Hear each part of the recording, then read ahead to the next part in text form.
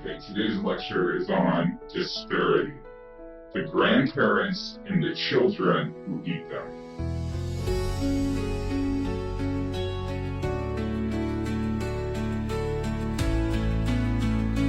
The story of the cannibalistic grandchildren.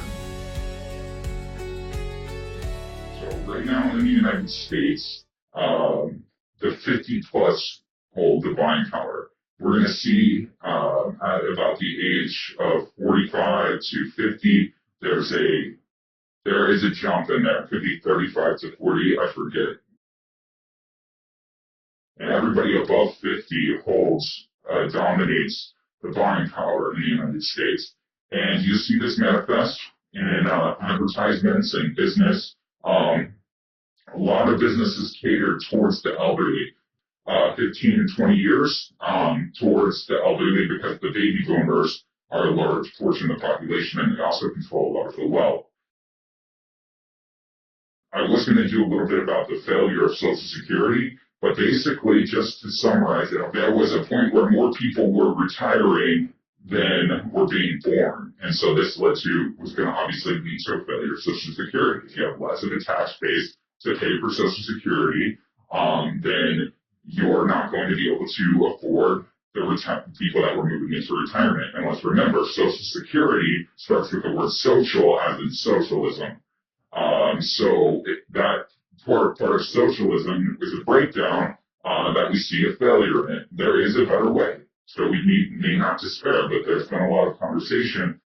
We used to joke, oh, I'm going to be retired. I don't want to be a retired, lady eating cat food. Specifically women, because single women and single mothers and elderly women comprise most of the poverty level.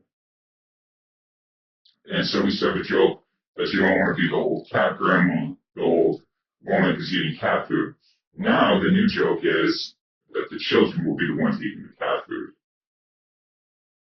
So as a result of the concentration of the network in the elderly population, they've become more targeted and easy targets for criminal organizations. Organized crimes, whether it's cyber, a lot of cyber, also just people who are less than ethical in their business handlings, and they're able to manipulate the elderly due to their old age, their ability to, their intelligence is declining, not as assertive and protective of their finances as maybe they were if they were somebody who didn't have that much, or somebody who was just making the bottom line and didn't have a lot of additional income or additional wealth that they were storing.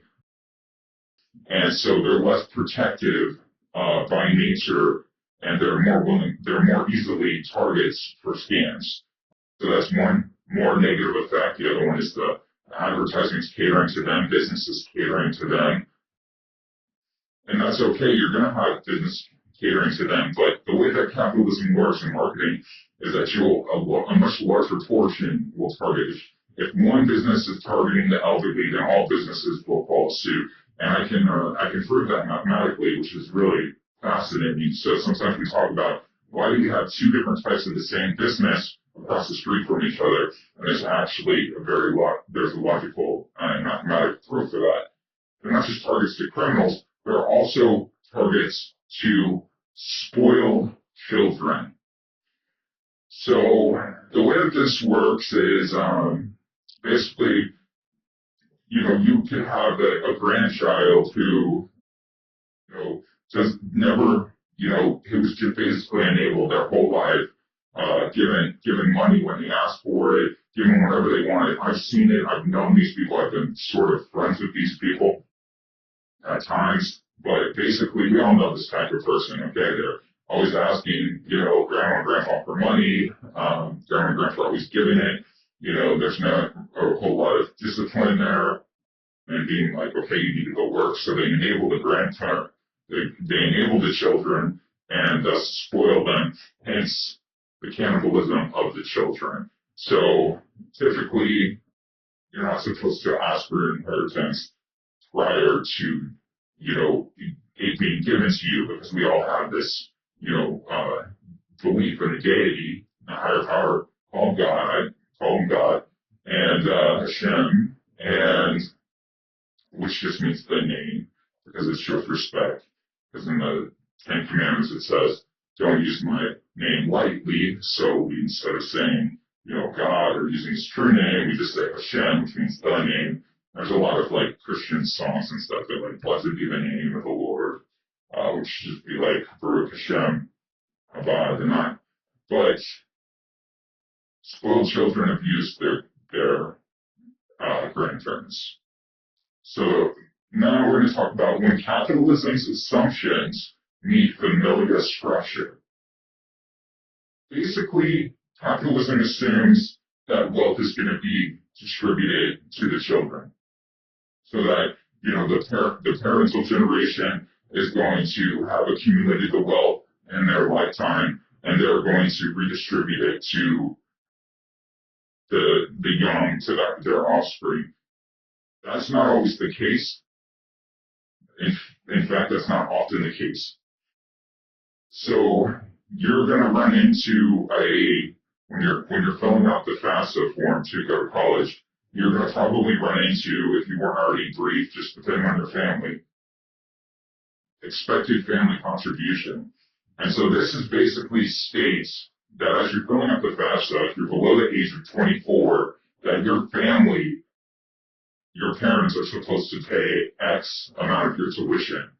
And depending on how much money your parents make, is going to determine whether or not you're eligible for the federal Pell Grant. The Pell Grant is a lot of money, basically like $11,000, $12,000 per semester. So basically school's free, it's just free money. So a lot of these people who are like, I don't want to get in debt, well, it just, you want to be saying, I don't want to get in debt if your parents are going to pay for your school. One. Two, your parents are probably going to pay for your school if they're exceed the expected family contribution portion.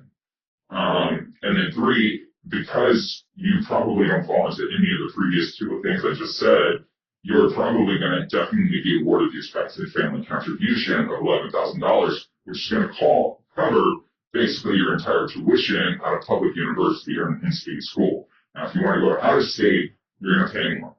All right, that's how that works. But the EFC is like, this is how much they're going to pay. Now, if you have certain parents who are like, I worked my whole life for my money. I worked hard for my money. I'm not just going to give you this money so you can go to school. You need to work 2 jobs, go to school, and figure out how to do it.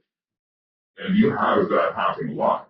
And now that person whose parents just refuse to give them money for college, they can reapply after they're 24, and they'll get that EFC will go away and go based off their tuition, which at the age of 24, without college, you're probably still going to fall below the threshold. So again, it depends on the family. It's not always the case that the family's going to give you the money or that they're going to pay for it. So again, there's a spike in wealth at inheritance where basically that's going to be that 45 to 50. Basically, when Social Security started, people were living shorter lifespans, right? The Bible said we're going to make lifespan about 70 years for human beings. And 70 years is pretty average for the lifespan of a person, especially a male. So males tend to die younger. Females, that could be why there's more women than men, but probably not. Has to do with men are aggressive towards each other and also kill each other as a result. And this is global population. But that spike in wealth, that inheritance, is when, again, the elderly, you're now 48, you get your inheritance, and if you're a man, you still might be in your prime a little bit, but a woman, you're definitely past menopause. So I'm going to jump into this concept of like the rich dad versus the poor dad and the different familial structures. So if you're a rich dad, you're going to understand that the elderly hold a lot of the wealth in the country and the buying power. And so you're going to redistribute that income. You're going to know that you have to make a cognitive decision to redistribute that income to your kids. So you're going to pay for their college, you're going to pay for their rent, you're going to pay for their cars. You're going to help them at the very least, to get that. So that way they're at a standard, type of living level, a good living level. And that helps to redistribute the income back to the lower class. Because we can look at this graph, and we're going to see that, the average for like a young person is like $88, and it stays pretty low as well. So in the, bottom 25%, 18 to 24, average net worth is $88. So, and then it moves up, for the bottom 3%, basically 18 to 24 is $33,000. That's pretty average. So you're going to know if you're a rich dad or some poor dad, you're going to redistribute that income. And so different, maybe it's your family, but there's also organizations who have found ways to circumvent the challenges that younger people face. Say, for example, you get hired by a company and they want to move you locally because they are unwilling to pay you enough for you to buy a house yourself. The company will assist you in purchasing the home. Now, we've all seen or read the book The Firm, so I don't need to delve into the fact that the company now essentially owns you, and you no longer possess your independent integrity as a free-willed human. Instead, they've attached non-monetary leverage to compel your full cooperation. Additionally, companies are now pushing localities to allow them to establish so-called affordable dwellings on their campuses, or may purchase semi-permanent dwellings for new hires. This is, of course, absurd, as there is no such thing as affordable housing, and they need an education on economics. All housing is housing. There's no such thing as a free lunch. Someone is paying, somewhere, at some time. It's the premise that necessitates this sort of absurdity that needs examination, not simply finding ways to circumvent an axiomatically flawed financial system. And I think that they're unfair practices, legitimately. I think that basically we live in a society where I want my dollar to mean something. I want to be able to be independent. You should be able to work a job and be able to afford all the things that you need and your family needs. That's not too much to ask. That's the purpose of government. That's the purpose of society, that someone can work and pay for themselves and a family. That's it. It's very simple. So, moving on. The Lost Boys and Girls Club. So this leads into a very big problem in the United States. If you're not already beginning to grasp that, it can lead to, basically, depending on your familial structure and your inheritance and the way that your family will redistribute that wealth within the family, it can affect the female choice in a mate. So women, they have a natural, biological system that they want to procreate. And they want to procreate in a way that their offspring are protected financially, physically, mentally, and all of the things that you can imagine. That's totally natural for a woman to want those things. So it may influence whether or not she goes even after somebody she loves. It may influence whether or not she chooses a mate to go after a mate that maybe is less attractive than what she would want, etc. You see, it goes down the line. Then women can choose, who they're going to pursue simply based off of the familial structure and the inheritance line. So what happens is, the elites, knowing that they cannot spend someone from the lower class, will simply go to their family wealth and take a woman from her man. It happens all the time, And rather than that woman accepting the status of her soulmate, and accepting being middle class as God's plan for her life, she can be swept away by a blurry of love bombing. This is the ultimate outcome which Hisham dejects. What's worse is that this man may not even love her and has no intent to stay with her in the long run, because oftentimes the elite don't believe in real love, since they are already fundamentally tied to the Illuminati. This can simply be about winning her out from the other man for all of the evil selfish reasons you can imagine. You can have a son as a result of this who gets rejected because he's not of a high enough class to be with the woman he loves.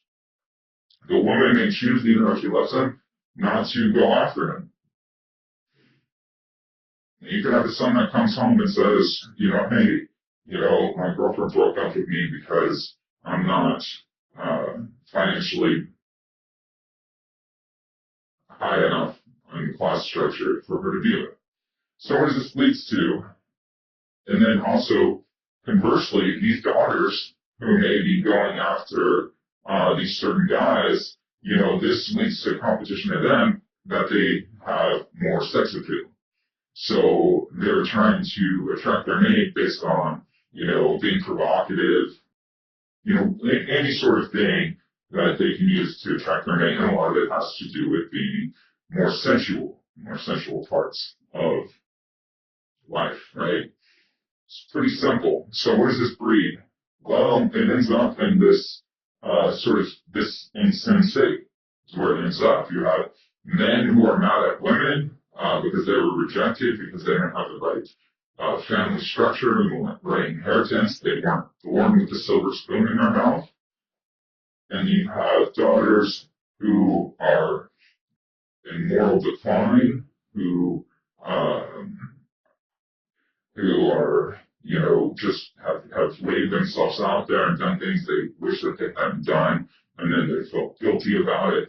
And believe it or not, guilt is the largest motivator in life. Been proven, we'll talk about that, but guilt is an amazing motivator. More than humor, and maybe even more than love. I don't know about that, but it's definitely more than humor, more than any other thing. So you have then constant rejection, we'll call that constant friction, we'll call that violence, right? There's, it ends up being this violent society that we're sort of fostering as a result of the wealth distribution. So, next slide. I generally think that the elderly are not aware. They're not aware of this happening. I think that they believe that our life, our time on Earth is comparable to their time, and that they worked hard and they got ahead, and that maybe we're just not working hard enough, and we're just not doing the right things to get ahead and position ourselves in a place where we can rise as they did. I generally think that that's pretty much the biggest part of it, is that the elderly's not aware. Now, don't get me wrong. The baby boomer is guilty of a lot of heinous activities in the United States that we, the millennials and centennials, are having to clean up. I think this is why the tweeners are really mad. Divorce rate among the baby boomers was really high. And I think it's perpetuating a bit today. But we'll talk about divorce rate and divorce in another lecture. But the baby boomers, they're the ones who led socialism in society. They're the ones who have allowed systems of credit in society. They're the ones that allowed abortion in society. All in this generation, a lot of things that we're having to deal with as millennials, they let come into effect, which is why I find it laughable when a lot of these politicians are just now getting upset about something. It's like, oh, we're just now getting upset about the out of control, Federal Reserve Bank, and we're just now getting upset about, these social issues and things. It's like, just sign a resolution. You guys have already buried it. Nobody cares in the in-between times. It's only when it comes to a point of crisis that we're going to do something about it. So, anyway. The elderly grew as P grew. So when we talked about the compound interest equation, so we're going to come back to it again and again, the principal is P multiplied by 1 plus the interest rate to the power of time. So as the elderly grew, they started this savings thing. Back then, the savings account, and back then, basically, so what the banking system expects and the finance system expects is that your savings account, you're saving approximately 25% of your income. In this type of disparity, in this type of system we're seeing today, it leads to a reverse normality. Capitalism produces a reverse normality. So in childbearing, what the data is showing, at childbearing age, couples are going to struggle the most financially. That's crazy, okay? So, it may make sense in some ways that, you're obviously more seasoned if you're older, you're better at your job, you've been doing it longer. So according to the theoretical form of capitalism, you should make more money. That may be true, but if you're aggregating it and accumulating it and not redistributing it down the line or not spending it,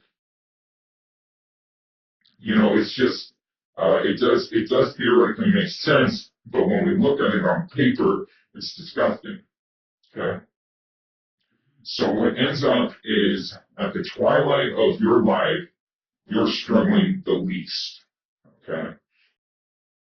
And so we wonder why there's a decline in birth rate. What ends up happening is that we're having a lot of grandparents ending up as do-over parents due to this sick system we're seeing. And it is sickening to God, right? So what we have happening here is just absolutely grotesque.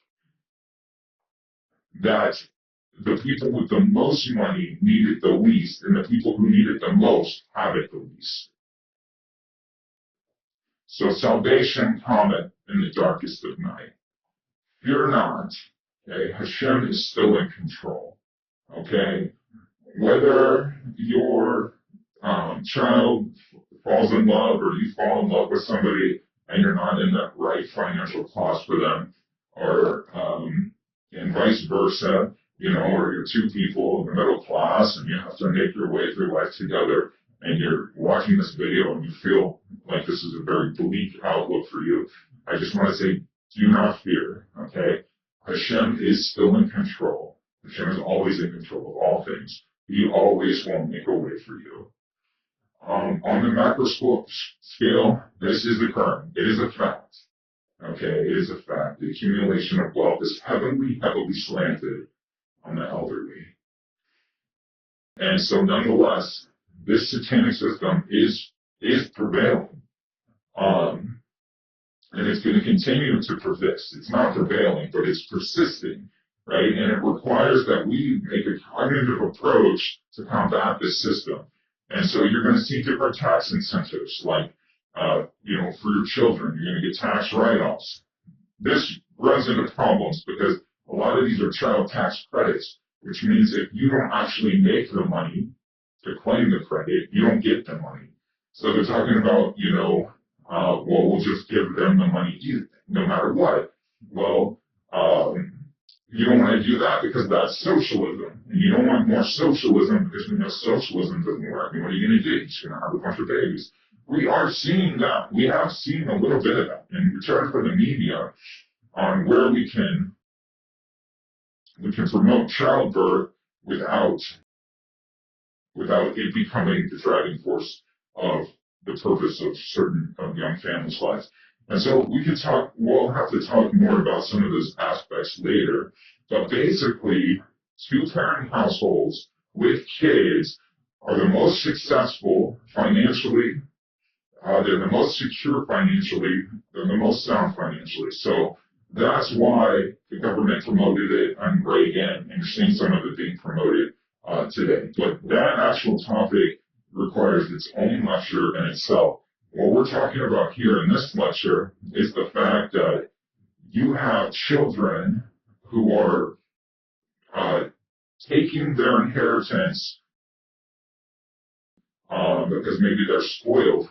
Then on the other hand, you have children who aren't getting any of their inheritance yet and are having to fight out life the best they can. Okay, so the other thing I want to add is, when we go back to our car analogy, where you have two cars, and one is going 45 and another one accelerates to it and it's going 45. And for just a second, this one's a faster sports car, and for just a second they're going the same speed. But then this one keeps accelerating and goes through it. Well, the way that the compound interest works, and it's over time, as we said, Einstein, so the most powerful force in the universe is compound interest.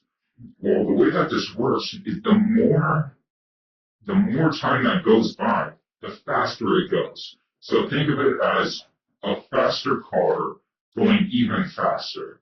So as time accelerates, when we're talking about how the elderly attain this wealth, is that as time accelerated and compound interest accrued, it starts to go faster and faster, and even faster. So it's like you have a super fast car, and even when it's getting up to peak speed, it starts to slow down. That's not the case with compound interest. It gets there faster the more that time goes by. So when you have the elderly who start accumulating wealth, back when a dollar was actually worth $1, that money has accumulated even that much faster. So how can we fix this?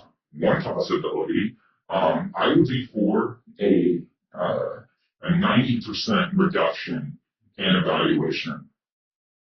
So basically, all we're doing is taking the values that we have now and reducing them by 90%.